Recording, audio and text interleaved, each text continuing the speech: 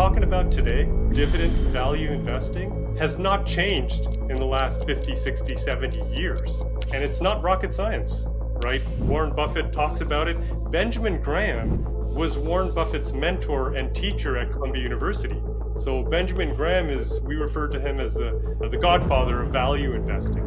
And he was talking about this in the 1930s. So my approach hasn't changed. The approach is, if I could simplify it into one sentence, it's investing in quality dividend stocks when they are priced low.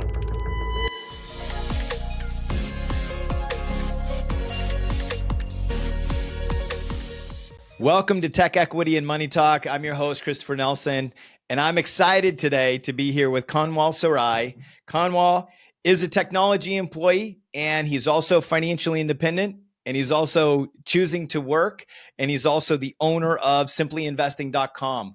Kanwal and I met at FinCon in 2019, where he was sharing how he built his portfolio based on dividend stocks to create income for himself.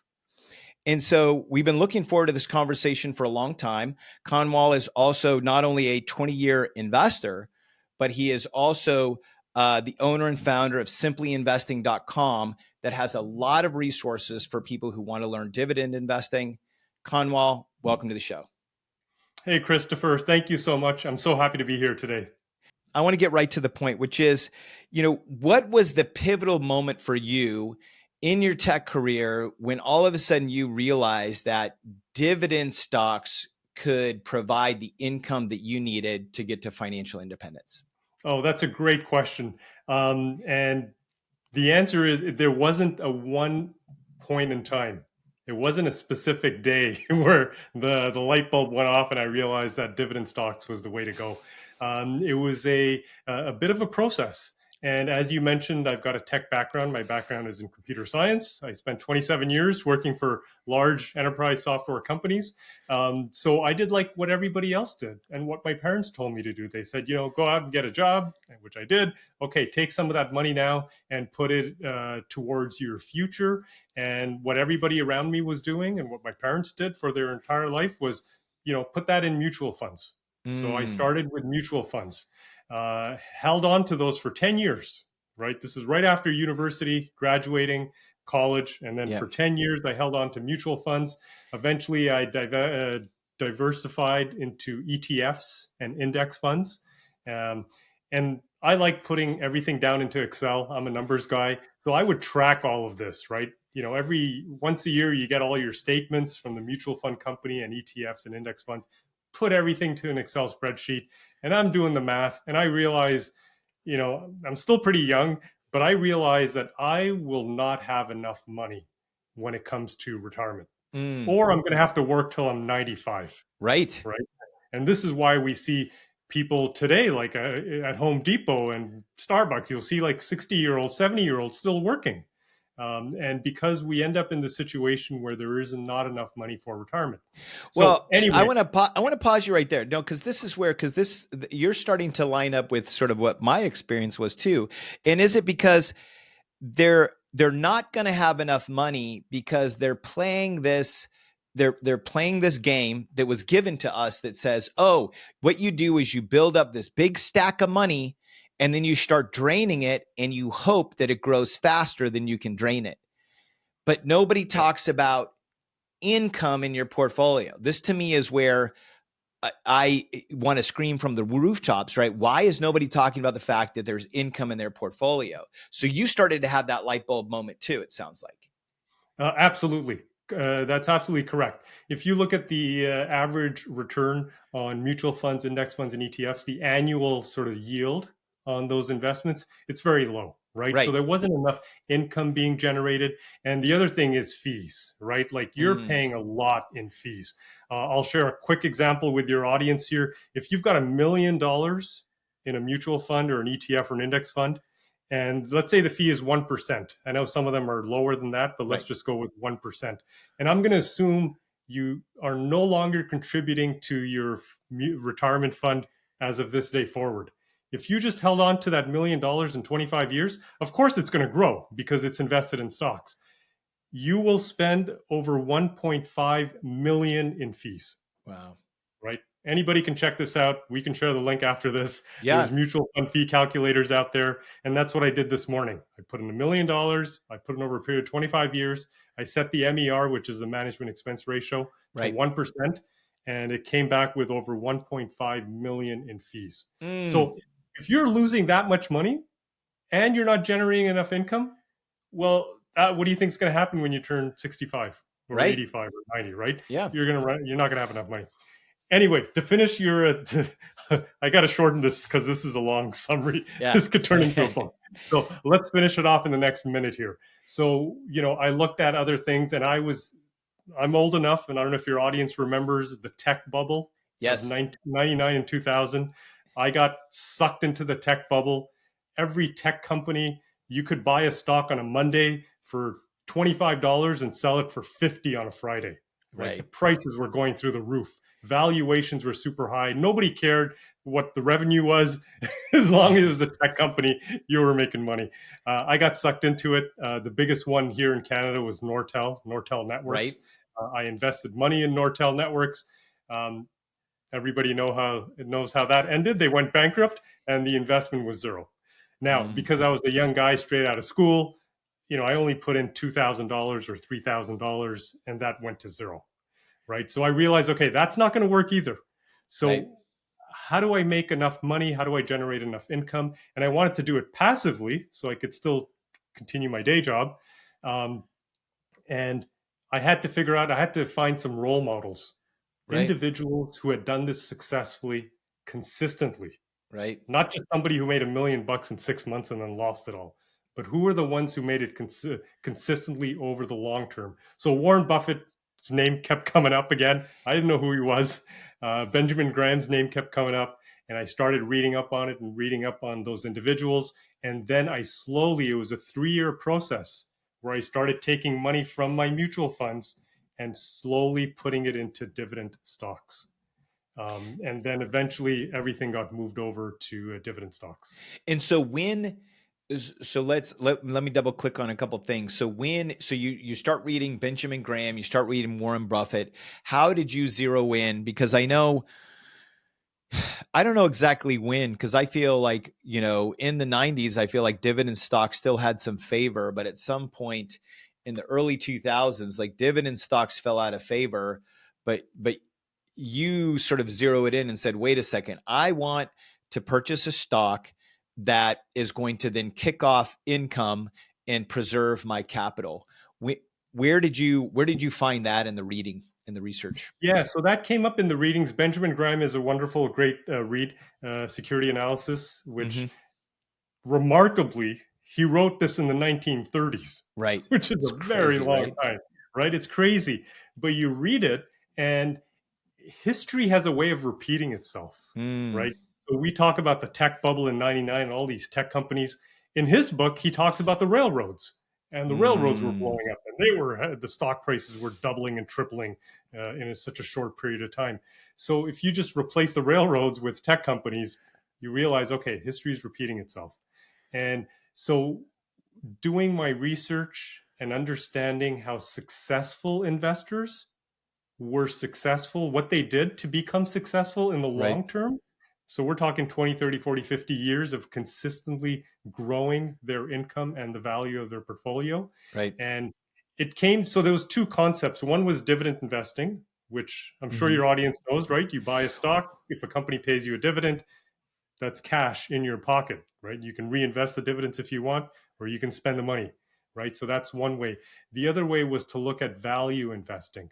So Mm, my approach, so value investing is buying a stock when it's priced low, right? right. Buy low and sell high. Mm. So my approach is what I call dividend value investing. So that's Okay. what I do. And so I do want to take a moment. So for people that are listening, right, there are, because I know some of these have fallen out of favor, but why don't you list off for us like a couple of stocks that we may not be aware of, but are nice, big, blue chippy stocks that kick off a dividend? Yeah, absolutely. And I'm going to give you 3 examples. And Okay. the history is remarkable. So let's take a look at, we'll start with Coca-Cola. Everybody knows Coca-Cola. Yep. They have been paying a dividend since 1893. I'm Wow. going to say that again, since 1893, which is incredible. Now, even better than that, Coca-Cola has been consecutively growing its dividend for 62 years. Wow. That is incredible. 62 years. The other one was Procter and Gamble. They started paying a dividend even earlier, 1890. Mm, 67 years of consecutive dividend increases, and then Johnson and Johnson also 62 years of consecutive dividend increases.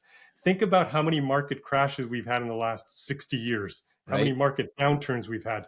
But companies like these have continued to not only pay a dividend, but to grow the dividend year after year after year. So there is a compounding effect, a snowball effect that occurs when you hold on to a dividend stock that keeps increasing its dividend. The dividends in the beginning are very small, Hmm. right? It's small. You're going to get maybe 25 cents a share, a dollar a share. You're not going to retire off of that. But as you hold on to those and as you reinvest those dividends into other dividend stocks, it really grows. Today, I have clients who are making 40, 50, 60, 80,000 a year in dividend income.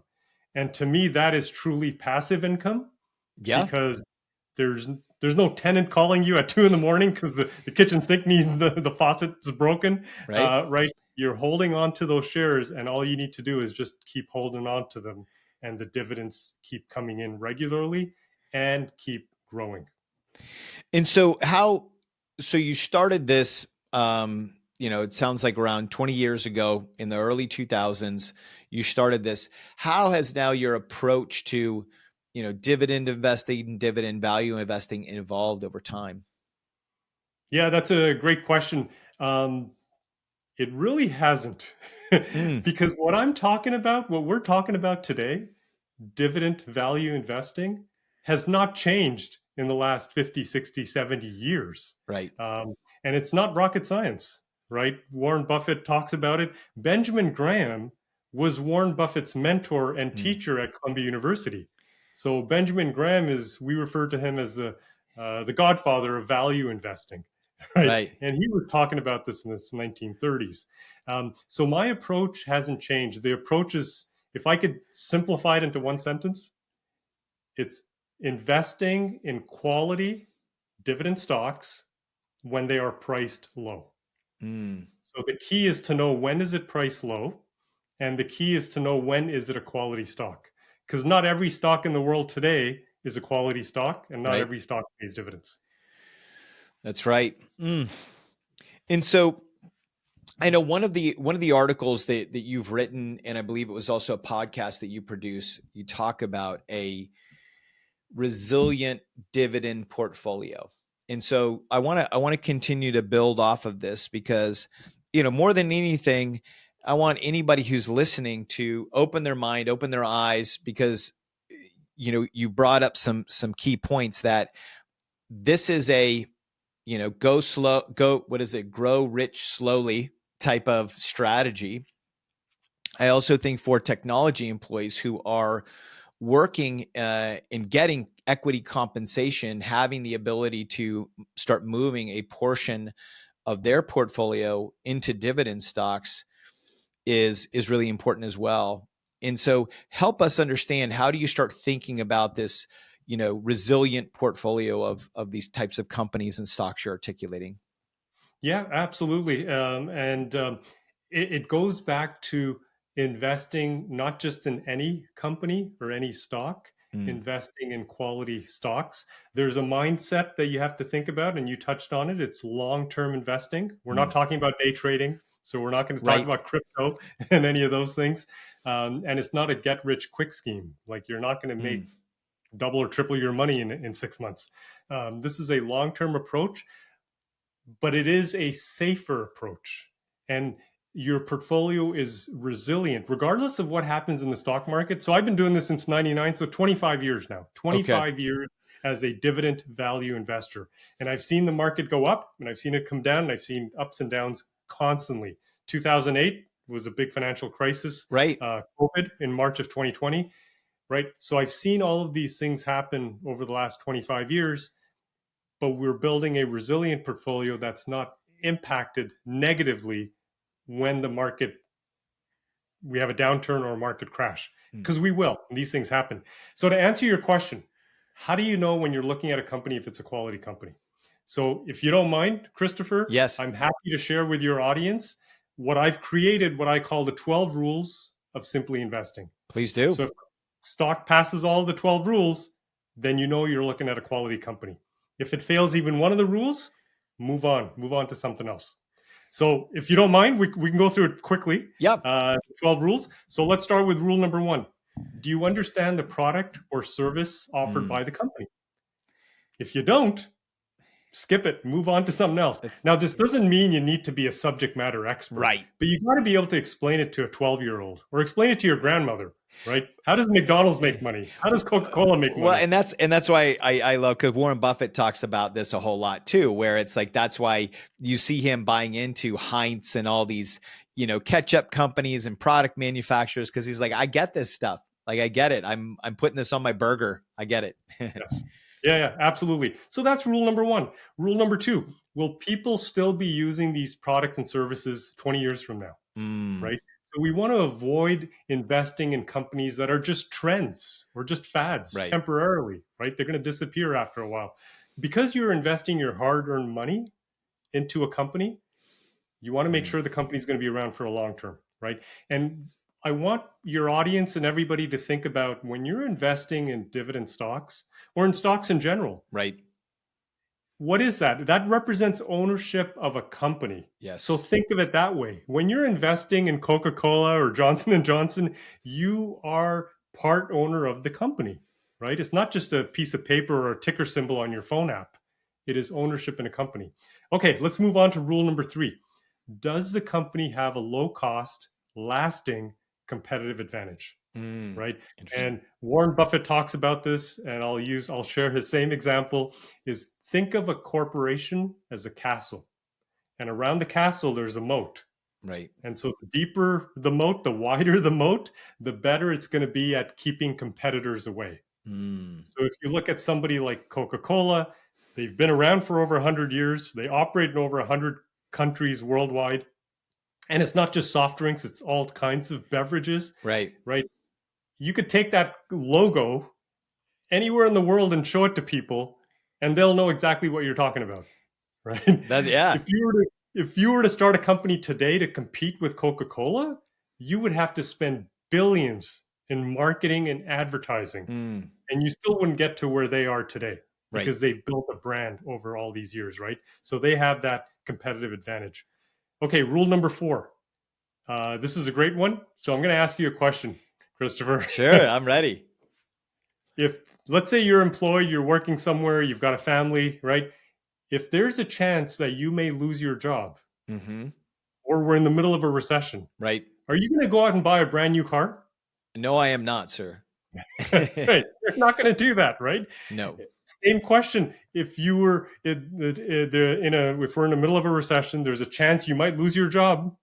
Are you going to take a expensive vacation overseas with your family? No. Probably not, right? You're going to stay local. You're going to try and save some money. Just for those 2 reasons alone, we do not invest in car companies or in travel companies. And look at what happened in March of 2020 when COVID hit. What did General Motors do to their dividend? They cut it to 0. Wow. Okay. Boeing, which builds commercial airliners, what did Boeing do in March of 2020? They cut the dividend to 0. So right away, we don't invest in those companies. So that is rule number 4. Is the company recession-proof?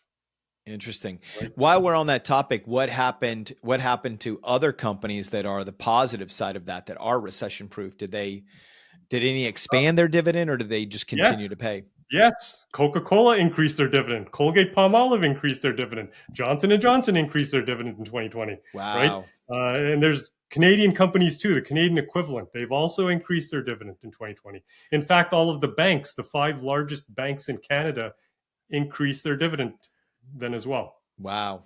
Okay. Yeah. Fascinating. Okay. Rule number 5. Rule number 5 is in 2 parts, and it's to make sure has the company been profitable? Right? Nobody can predict the future. I don't know what's going to happen to Coca-Cola 6 months from now or a year from now. So let's take a look back at the track record. because that'll give us some level of confidence. Mm, So I call it 5A and 5B. So there's two parts. So 5A, we're going to take a look at the 20-year average EPS growth. That's right. earnings per share, right? Is the company consistently making money over Mm, time? And we want to look at least 8% or more. It's got to be 8% growth or more, right? okay. And you can graph this. You can go to Yahoo Finance or any of these websites, and you can look at the earnings per share and, take a look at it. And is the graph, if the graph is doing this, and you can see my hands, I'm going down. Right. If the last 20 years looks like this, do not invest in that company, because that's telling you the earnings have gone down and they continue to go down, right? Right. If the earnings do this, up, down, up, down, up, down, they made some money, then they lose some money, then there's negative earnings again, went up a little bit, negative again. That is completely random. I have no confidence what's going to Mm, happen next year. Are right. the earnings going to go up again? Are they going to go down? Right? And earnings do go down. You have negative earnings where companies lose money. That's If you right. see a negative earning, stay away. Yeah. So for rule number 5A, we want to see over the long term consistent growth. We might have Right. 1 or 2 years where the earnings drop Sure. because the company runs into some trouble, but over time we want to see it grow. So 8% or more.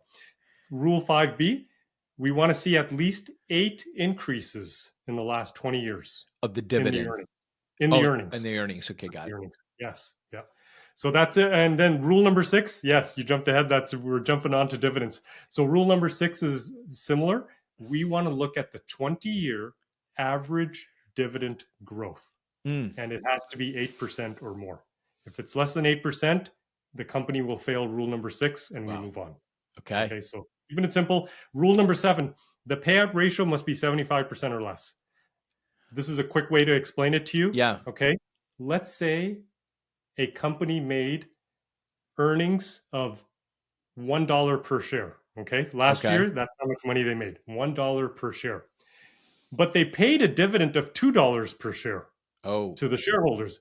What's wrong with that situation? exactly. They're paying more than they're making. Exactly. So where did the money come from? They had to borrow it from somewhere to pay the shareholders, Sure. right? That is not sustainable. Right. The payout ratio is over 100%. Mm, They're either going to have to cut their dividend next year or they're going to have to really grow the earnings, right? yep. So rule number 7 is a quick way to look at that. Rule number 8, we want to make sure the long-term debt to equity ratio is 70% or less. Okay. Okay. Yep. Now there are exceptions for companies that are capital intensive, like Caterpillar, for example, Sure. construction companies, but that's the general rule. I'm going quick here. We're almost done. Yeah. We're moving. We're moving. I love it. Rule number 9, has there been a recent dividend cut? So what we do is we look at the dividend this year, we look at the one last year. Is it, this year, is it higher, lower, or the same? Right? If it's lower, that means something's going wrong here. The company's cutting their dividend, right? Did their earnings drop? Did something Right. happen? Why did they cut the dividend? Are they in financial trouble? That's usually when they cut the dividend, is when a company is in financial trouble. Right. And Like you just gave the examples earlier of the Boeing and the exactly. other travel companies. Yeah. Yes. So rule number 9, if there's a dividend cut recently, we skip it. We'll move on to something else. Rule number 10, does the company actively buy back its shares? So companies do share buybacks. Generally, it's a good thing for shareholders if there's a share buyback. Right. It reduces the amount of outstanding shares, and then over time, it drives the stock price up. Okay, rule number 11. We're almost done here. Rule number 11 is to make sure that the stock is priced low, undervalued. Right. Remember I talked Undervalued. about, right? You don't want to overpay for a stock. You want to buy when it's undervalued. So this is in 3 parts. So first part is we look at the PE ratio. We want to make sure it's 25 or less. Okay. Okay. If your audience is old enough to remember the tech bubble, there was companies with PE ratios of 300, 400, 500. Right. And there was people on the internet saying, yeah, you should buy some more shares. This company's going to do great. It's going to do great things. You're going to love it. Yeah. So we look for 25 or less. If it's anything greater than that, we skip it. So there's 3 parts. So the second part, and this is the key. Now, this is a quick hack for all of your audience here. I love hacks. If you don't want to spend time going through all of the 12 rules, skip to rule number 11B first and foremost. If it fails rule 11B, you don't need to look at anything else. And the way we do it, and I'm going to explain it very quickly because there's a whole episode on this where we Sure. spent 35 minutes talking about it. If you want to look at the current dividend yield, in case for a company, and Yeah. you want to compare that to the company's 20-year average dividend yield. If the current yield is higher than the average 20-year yield, then the stock is undervalued and it's priced low. Got it. So then So it's that's like, a quick check. Yes. If it's the other way around, then the stock is overvalued. Right? interesting. So if somebody emails you or texts you a message and says, "Hey, Christopher, you should check out this stock. It's a great stock. It's going to double in price. You should buy it right now." Take a look at the current dividend yield and compare it to the 20-year average. If the stock is not undervalued, don't even bother with the rest of the 11 rules. Right. Right? Right. Skip it. I love that. Okay. Rule 11C, the PB ratio, the price to book ratio, should be 3 or less. Okay. All right. We got the last rule. Let's go. Bringing it in. Number 12. Bring us home, baby. Number 12 has nothing to do with looking at financial data, has nothing to do with stocks or companies themselves, has everything to do with you, the investor. And so rule number 12 is to make sure that you keep your emotions out of investing. What's going to make you successful in this type of, I was going to say dividend investing, but investing in general. Sure. You have to have the patience to ride out any market downturns, right? Because it's going to happen. We're going to have more market crashes. Sure. It happens. Generally, it happens every year around, on average, 6 to 7 years. Right. Prior to COVID, that was a very fluke. We had like 11-year bull market, right? But generally, markets will go down. So have the patience to ride out market downturns and have the discipline to stick to the strategy. You don't want to do this for 2 months and then jump to something else like crypto or day trading and then jump to something else and do something else. I've been doing this for 25 years. If you're going to be successful in this, you got to stick with it. And it's a long-term approach, but it will give you growing dividends year after year after year, regardless of what the stock market does. So there you go. So rules. No, so that, I mean, because you just literally gave us a mini course right here on, what does it take to select, a resilient dividend stock. So thank you for that. Now, how do you think about diversification? So if somebody is going to be deploying, let's say $100,000, they have $100,000 in a single stock that they've earned as equity, and now they want to start deploying it in dividend stocks. How do you think about diversification? Yeah, diversification is very important. You don't want to put all your eggs in one basket. So do not take that 100,000 and put it into, I don't know, let's say an oil stock is really undervalued today and it passes all the 12 rules, which is good, right? Doesn't mean you should take all of your money and put it into just one stock. Right. Diversification allows you to lower your risk.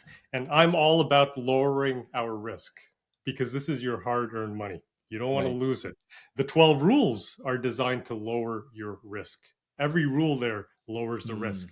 And every time a dividend goes up, every time the company pays you a dividend, and every time they increase the dividend, your risk goes down. Right. Your capital risk goes down. So diversification is key. If you, in the example with $100,000 today, you would take a look at which companies pass the 12 rules. Right. And today, just for your audience, I just checked this morning, out of all of the companies trading today on the NASDAQ and the New York Stock Exchange, right? So we're talking about I think it's over 4,000 or 5,000 companies, common stocks trading on that market today. Only 36 of them pass the 12 rules. Wow. Right. We know that because we've built a platform that applies the 12 rules every single night. So when I logged in this morning, I took a look at the list and there's 36 companies. There's 36 on there. So that is great. That lowers your amount of research you need to do. Sure. You don't need to go out and research 4,000 companies. For the love, right? Yeah. It's 36. So out of the 36, you can narrow it even further. Right. The way I do it is I say, okay, how many consecutive years of dividend increases have these companies had? Right. So out of the 36, there's some that have had only 5 years of consecutive increase. I'm like, all right, you know what? Forget, I'm not interested in that. 10 years, I'm not interested in that.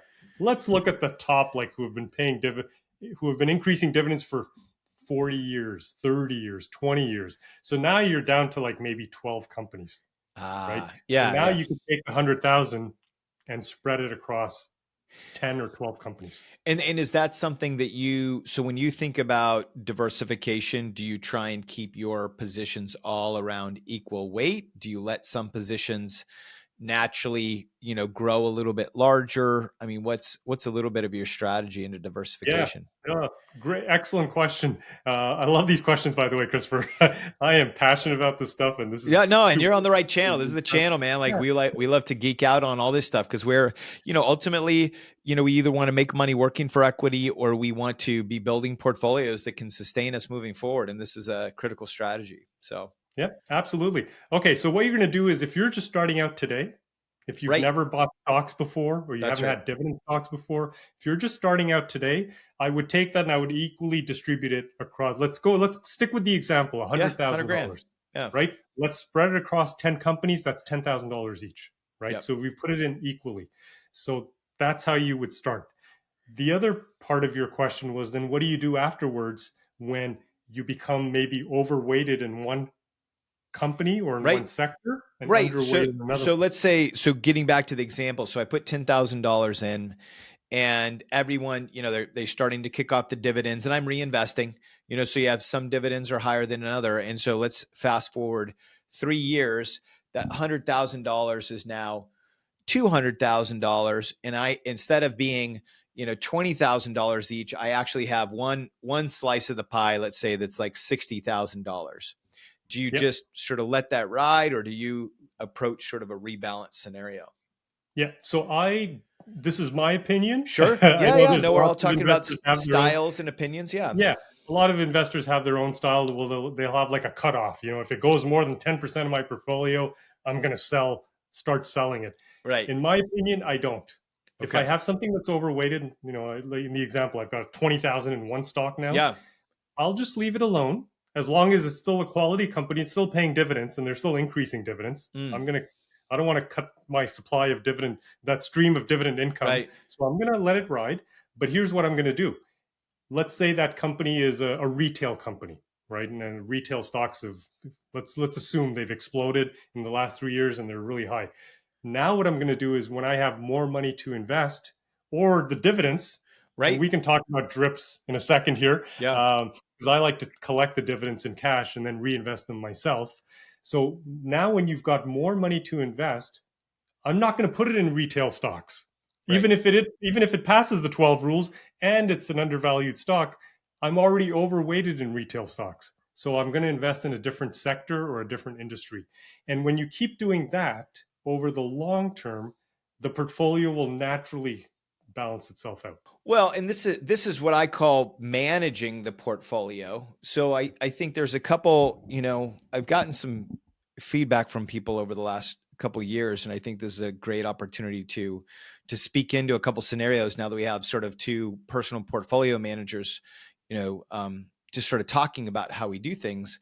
Is I am like you, where I don't auto reinvest dividends, and I'm primarily in private equity, but I'm in private equity funds where there's that opportunity as well. What I prefer to do is collect the dividends, and then if I don't need them to live off of, then what I do is, to your point, is then I reallocate that because I want to naturally let I want to let my businesses grow and flourish. And if something is growing faster than others, producing more than others, then I will then reallocate that myself instead of going in and pruning away at it and trying to move that around. That stylistically, I enjoy that.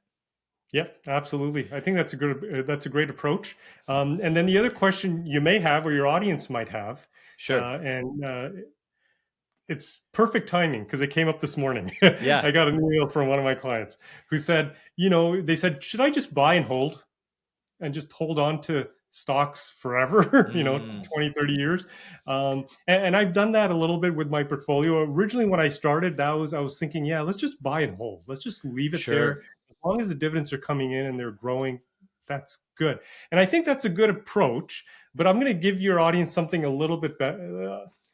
How do I phrase this? Optimized. optimize. Let's optimize a little bit more. Now, this requires a little bit more work, Sure. not too much. I don't want to scare anybody off. And this is what I've started doing over the last 7, 8 years, is taking a look at which stocks in my portfolio are now overvalued, right? Because Yes. stocks go up and down all the time. Prices Sure. go up and down. So back to the question of when you said if something was overweighted, Mm-hmm. right? If it was also overvalued, Yes. right? And here's what happens when the stock price goes up. Okay, if the dividend is the same, if the stock price goes up, your dividend yield is going to go lower, right? And if the stock price goes down, the yield goes up, right? Because you're taking the dividend divided by the stock price. So let's go back with that example of $20,000 in a retail stock. It's overvalued now, and I've got so much money there. The yield on that stock, let's say it's 1%, because the stock price has gone up over 3 years. It's Sure. kept going up. The dividend has gone up too, but has not. The dividend increases will not match stock price increases. Right. Like stock prices go through the roof. So let's say now you're sitting on $20,000 in a company that is now giving you 1%, right? Couldn't you take the 20,000, sell everything, and put it into a stock that's undervalued at that time, which is now probably yielding 3.5%, 4%? Or if you're in Canada, we've got 5.5%, 6% yield. Right. So now I've just taken my dividend income and I've quadrupled it, right? Just by taking money out of the company that was overvalued now and putting it into another dividend company that's undervalued, and the yield is much higher. So that requires a little bit more time. Well, it does, and this is where I mean, I'm happy to speak into this. I feel you holding back a little bit, Kanwal, but I want you to know that you're in a friendly spot where this is the difference to me between somebody who wants their portfolio to be on automatic and they don't want to put any work into it versus somebody who treats it as a business. And the reality is there is a rich, full life waiting for you as the CEO of your portfolio, that you can then all of a sudden be making and managing moves like this that will produce you more income, that will get you into better appreciating assets. And it takes work. And one of the things I did an episode a few weeks ago, Kanwal, where I spoke about the fact that the opportunity for us as technology professionals, as we're building our portfolios, is there if we can make the shift from money maker to money manager. And when you're a money manager, then you're not going to pull away from these things. You just realize I can actually have more of my own time if I just manage my money versus working a W-2 job. But it does involve understanding some techniques, some strategies. And what I tend to find more often than not is once you start exposing, technoids to stuff like this, like they geek out on it and they absolutely love it. And so this is why, we here at this show, we don't, shy away from like, oh, let's actively manage our portfolio because ultimately that's what I want to be doing full time. Yeah, I absolutely love the way you approach it and the way you've described it. It is really a mindset a shift in your mindset, which is to think about, like you said, I'm going to take your words, sort of being the CEO of your own portfolio, of managing your own investments. That's right. And that can make a huge difference. Like, so when I started 5, 6, 7 years ago, started looking at that approach, I was able to double my dividend income in 1 year without having to invest any new money in the portfolio that year. Boom. That's the use case right there. No, that's the use case right there, Kanwal, and this is where I keep trying to share with people is there's a couple big lessons that I want to tease out here. Number one is when you shift from being the money maker to the money manager and you're the CEO of your portfolio and you're focused on it and you learn and you study it, you will actually make your money work harder and you will start getting results faster than you ever realized. I'm sure that when you looked back at that year, you said, I didn't think that was going to happen. That's right. I didn't think it was going to happen. And then I was kicking myself for not have done it sooner. Not doing it sooner, right? And this is what I keep trying to tell people because I know people who are sitting on a lot of money, but they're locked up in the growth mindset. And I want to talk about that for a second, because there's a lot of people, and I'm curious what your thoughts are on this. I'm going to share my opinion, and then you tell me what you think. But I know too many technology employees that will say, "Oh, Christopher, yeah, I'd like to get into dividend stocks to get income, or I'd love to get into private equity to get income, but I'm not going to do it now because I'm in the growth stage."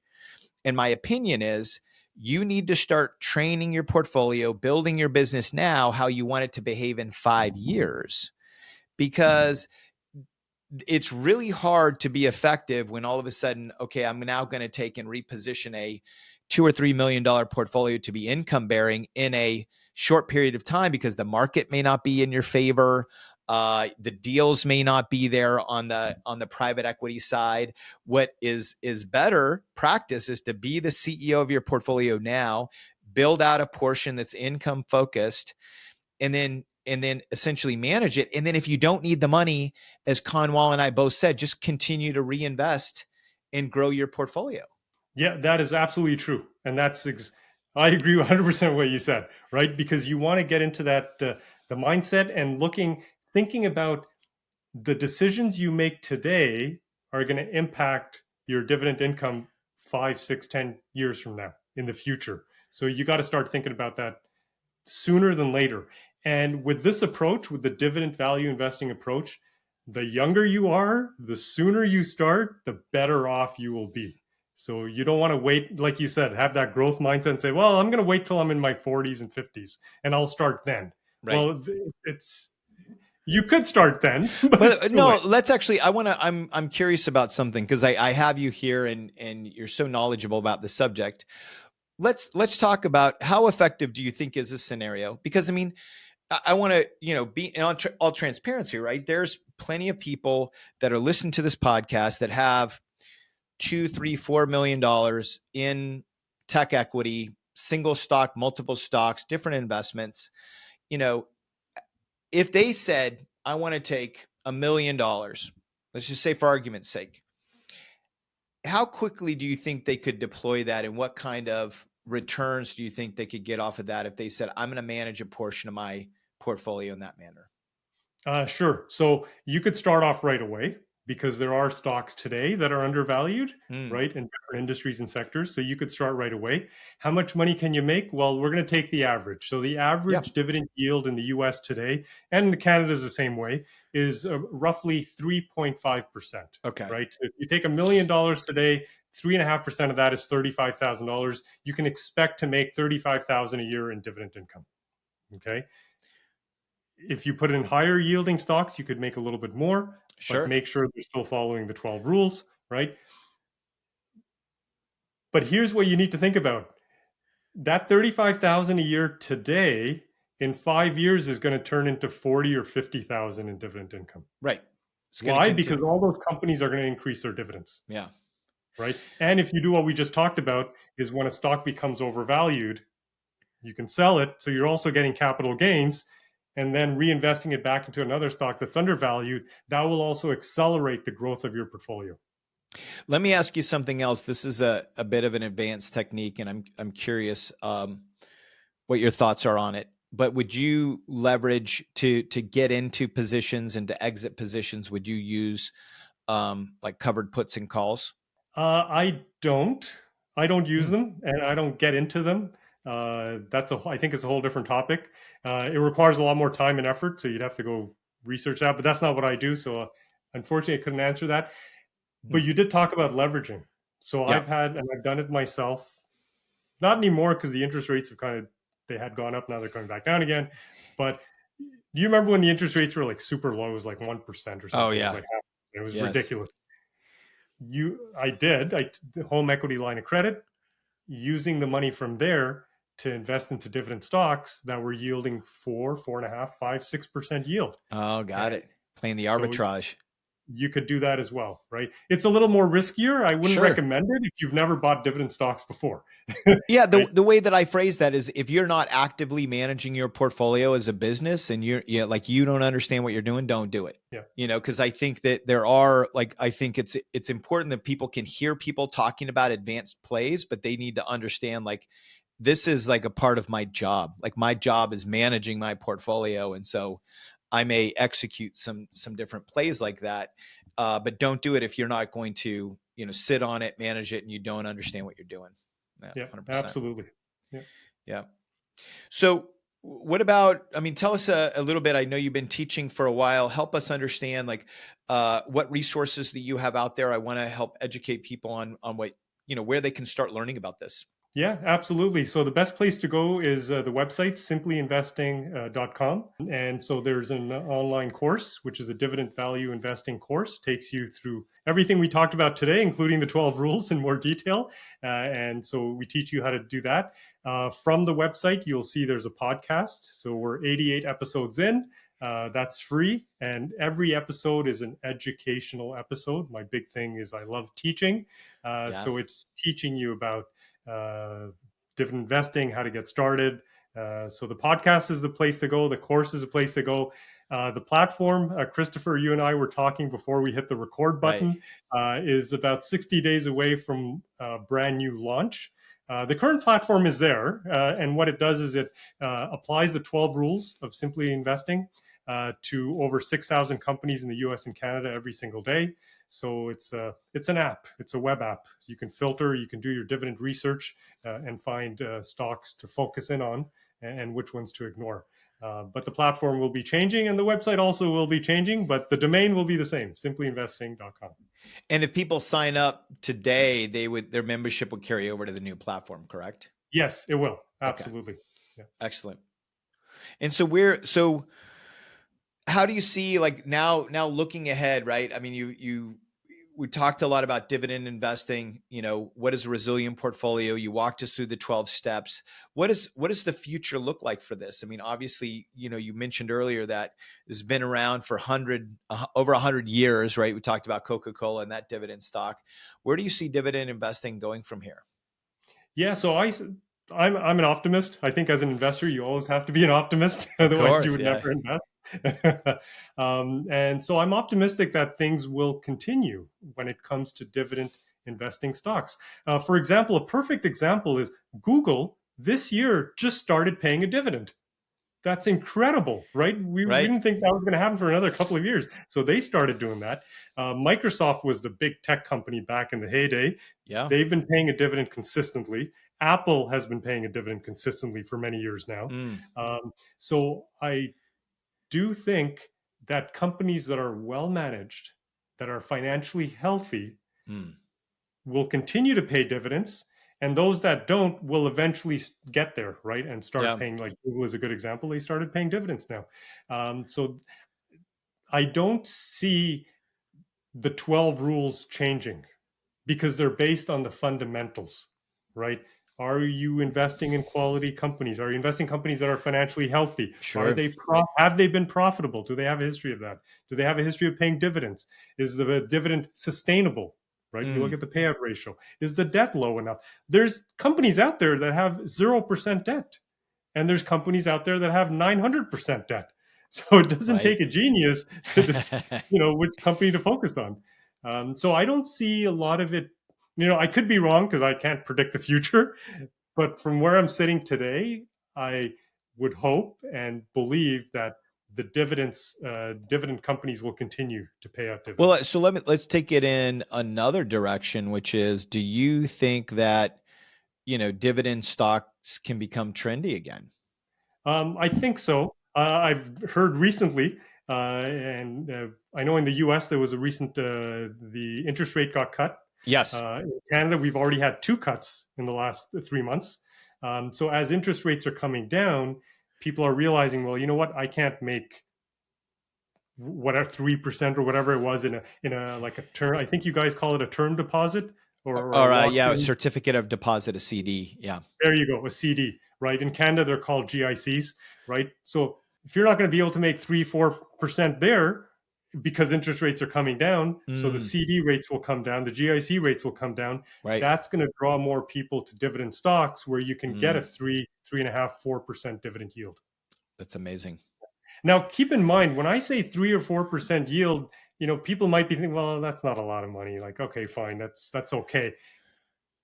That's going to turn in 4 or 5 years from now, it's going to turn into 4, 6, 7, 8% yield. We talk about we didn't talk about it, but yield on cost, Right. which is the dividend yield based on your stock purchase price. Sure. Right? So I have companies today where my yield on cost is 20%, 22%, 18% a year.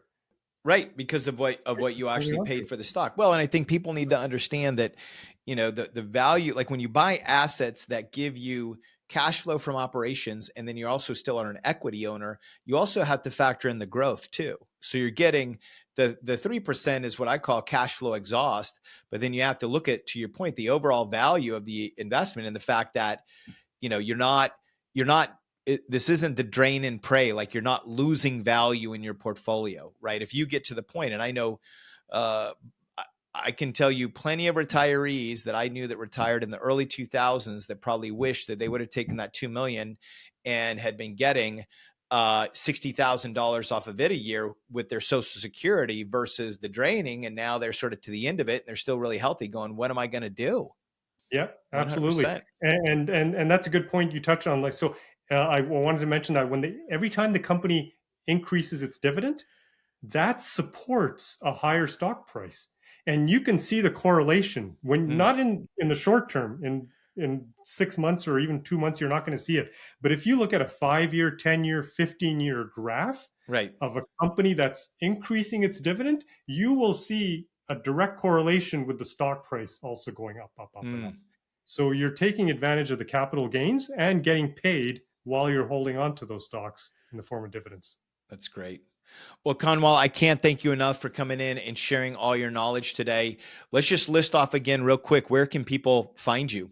Yeah, just go to the website, simplyinvesting.com. That'll take you to information on the course, the platform, and there's a link to the YouTube. On YouTube, if you just search for my name or Simply Investing, you'll find it. But from the main website, there is a podcast button right at the top. It'll take you to my podcast. All of the episodes are available on my website and on YouTube.